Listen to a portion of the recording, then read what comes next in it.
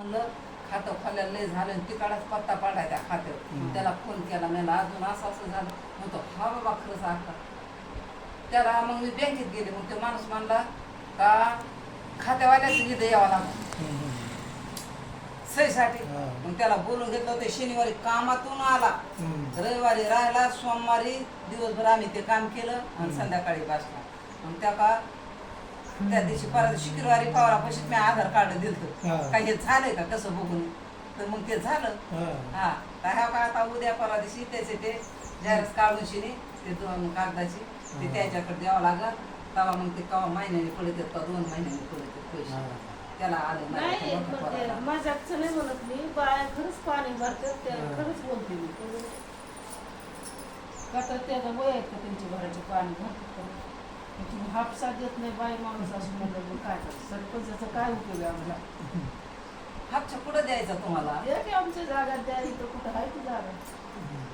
आणि मग इथं नाही भरावं लागायचं पाणी. इथं इथून एवढ्यात किती काय ते कुठून पाणी तिकडून धरावं लागतं ना.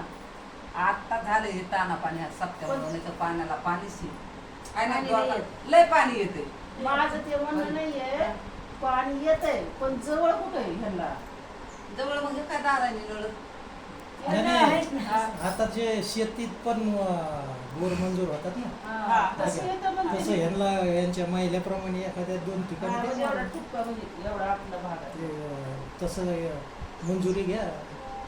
होत आहे का काम? मग मी तसं मजेत नाही म्हणत खरंच बोलते.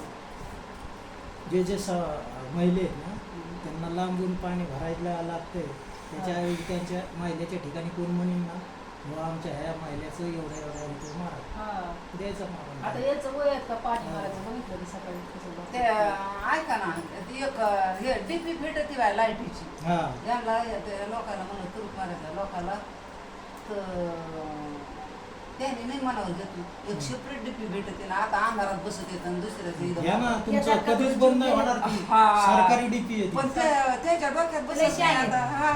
हे तर पाहिजे आमदाराचं मतदान होतं.